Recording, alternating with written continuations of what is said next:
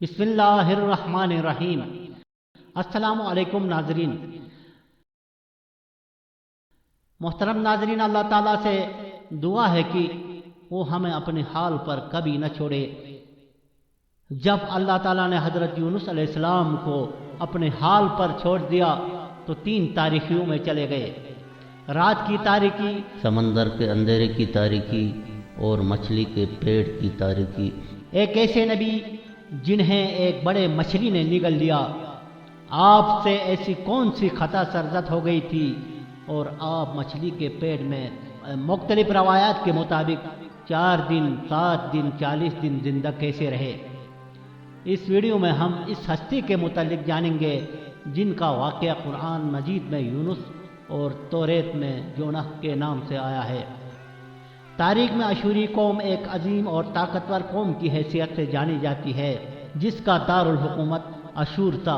اشوری دراصل بنی اسرائیل کی نسل سے تعلق رکھتے تھے جو بخت نصر کے حملے کے بعد غلام بنا کر بابل اور عراق لائے گئے تھے۔ اس زمانے میں دریائے دجلہ کے کنارے نینوا نامی ایک چھوٹی سی بستی تھی۔ اشور کے کسی بادشاہ نے ایک دیوتا کے نام پر نینوا میں ایک مندر بنوایا۔ رفتہ رفتہ دوسرے بادشاہوں نے بھی مندر اور عمارتیں بنانا شروع کر دی اور ایک دور ایسا آیا سلطنت اشوریہ کے عظیم الشان دارالسلطنت میں تبدیل ہو گیا، جہاں سے اشوریوں کا بادشاہ پوری سلطنت پر حکومت کرتا تھا اور اونچے تخت پر بیٹھ کر بازاروں، گلیوں اور تفریح گاہوں کا نظارہ کیا کرتا تھا۔ اشور کے مغربی علاقے میں لہلہاتے کھیت تھے، پورا شہر درختوں اور باغات سے سرسبز و شاداب تھا۔ اشوریہ لوگ پتھر تراشنے کے فن میں بھی ماہر تھے، لہذا جگہ جگہ سنگ مرمر کے دیواروں پر اپنا نقش و نگار بنا رکھے تھے۔ مختصر یہ کہ نینوا تہذیب و تمدن کے لحاظ سے انتہائی ترقی یافتہ شہر تھا۔ اشد دیوتا ان کا سب سے بڑا دیوتا تھا۔ یہ لوگ بادشاہ کو بھی خدا کا درجہ دیا کرتے تھے۔ یہ لوگ کفر و شرک میں مبتلا تھے۔ اس وقت نینوا کی آبادی 1 لاکھ سے زیادہ تھی اور یہ 700 قبل مسیح کا زمانہ تھا۔ اللہ نے اس زمانے میں اس قوم کی ہدایت کے لیے حضرت یونس علیہ السلام کو بھیجا۔ حضرت یونس علیہ السلام کا پورا نام یونس ابن مدہ تھا۔ آپ حضرت ہود علیہ السلام کی اولاد میں سے تھے، جبکہ بعض مفسرین نے لکھا ہے کہ حضرت یونس علیہ السلام کا تعلق بنی اسرائیل سے تھا۔ آپ حضرت یوسف علیہ السلام کے چھوٹے بھائی بنیامین کے بیٹے تھے۔ جب آپ کو نبوت ملی اس وقت آپ کی عمر 28 سال تھی۔ آپ پر ایک صفیہ بھی نازل ہوا جو تورات میں یونح کے نام سے موجود ہے۔ حضرت یونس علیہ السلام سب سے پہلے اشوری بادشاہ کے پاس گئے، اسے خدائی کے جھوٹے دعوے سے توبہ کرنے کا حکم دیا اور ایک اللہ کی عبادت کی طرف بلایا۔ یونس علیہ السلام نے اس سے ان اسرائیلی قیدیوں کو آزاد کرنے کا بھی حکم دیا۔ نینوا کا بادشاہ آپ کی باتیں سن کر غضبناک ہو گیا اور آپ کی جان کا دشمن بن گیا، لہذا آپ علیہ السلام نینوا کے عوام کے پاس گئے اور انہیں توحید کی دعوت دے دی، شرک و بت پرستی اور دوسرے برائیوں سے توبہ کرنے کو کہا، مگر اہل نینوا نے ایمان لانے سے انکار کر دیا اور اللہ کے رسول کو جھٹلا دیا۔ حضرت یونس علیہ السلام مسلسل اس کوشش میں رہے کہ ان کی قوم کے لوگ راہ راست پر آ جائیں۔ آپ نے انہیں بہت سمجھایا اور دعوت کے کام کو جاری رکھا۔ دیکھتے دیکھتے 40 سال کا عرصہ گزر گیا، لیکن یہ قوم حضرت یونس علیہ السلام کا انکار کرتی رہی اور شرک پر ڈٹے رہی۔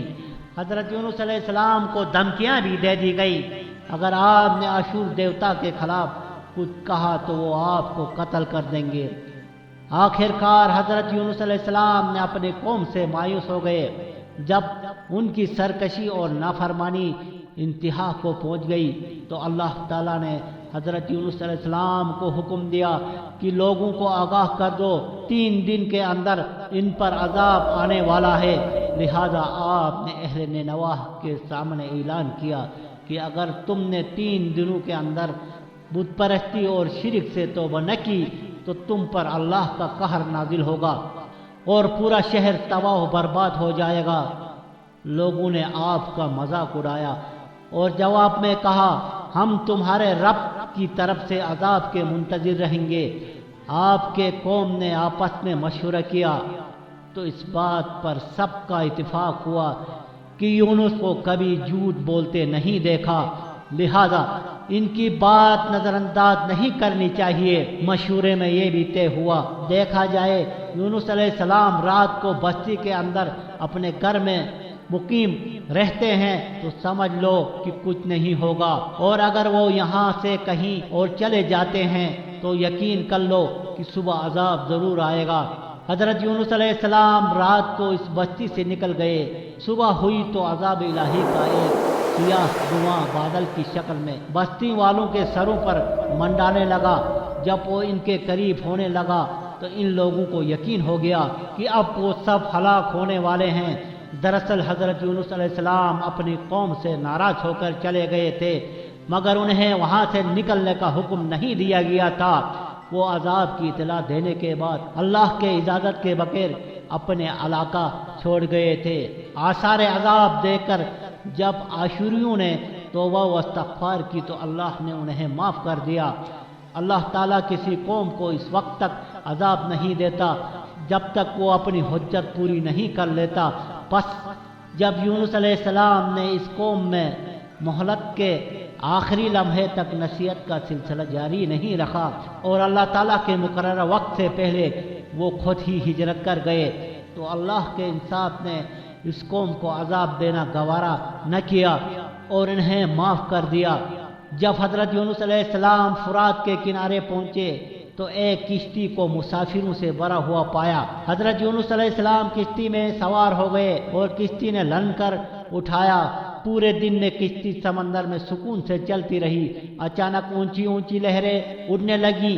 لوگوں نے اپنا ساز و سامان سمندر میں پھینک دیا کہ کشتی کا بوجھ کم ہو جائے، لیکن کشتی کا بوجھ پھر بھی کم نہ ہوا۔ جب کشتی ڈگمگانے لگی تو کشتی کے غرق ہونے کا یقین ہونے لگا۔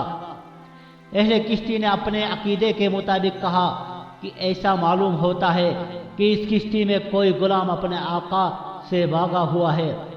جب تک اس کو اس کشتی سے الگ نہ کیا جائے گا نجات مشکل ہے۔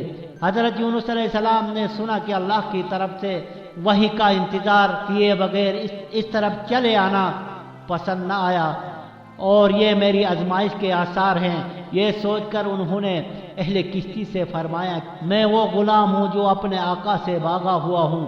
لہذا 3 مرتبہ قراندازی کی گئی اور تینوں مرتبہ حضرت یونس علیہ السلام کا نام نکلا۔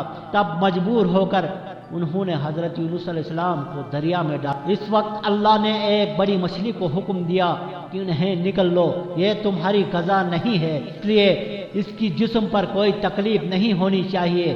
مچھلی نے حضرت یونس علیہ السلام کو اپنے پیٹ میں نگل لیا۔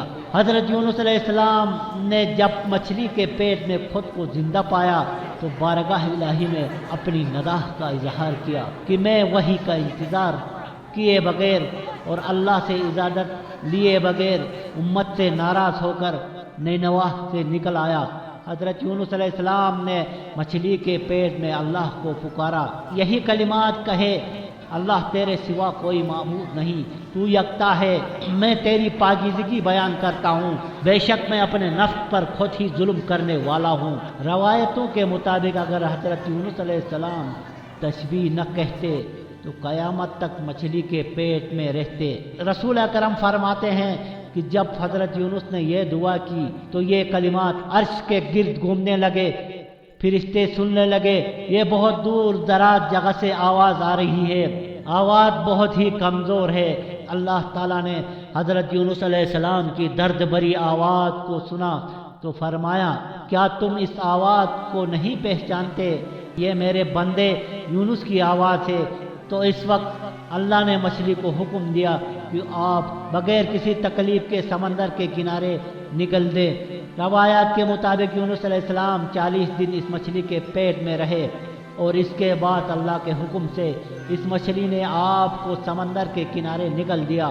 مچھلی کے پیٹ میں رہنے کی وجہ سے آپ کا جسم ایسا ہو گیا تھا جیسا کہ پرندے کا پیدا شدہ بچہ جس کا جسم نرم ہوتا ہے اور جسم پر بال تک نہیں تھے۔ حضرت یونس علیہ السلام کی قوم انہیں تلاش کرتی ہوئی ایک دن اس ساحل کے کنارے پہنچ گئی اور انہوں نے آپ کو دیکھ لیا اور آپ کے ہاتھ پر اسلام کی بیعت کر لی اور ساتھ ہی اللہ سے توبہ و استغفار کرنے لگے۔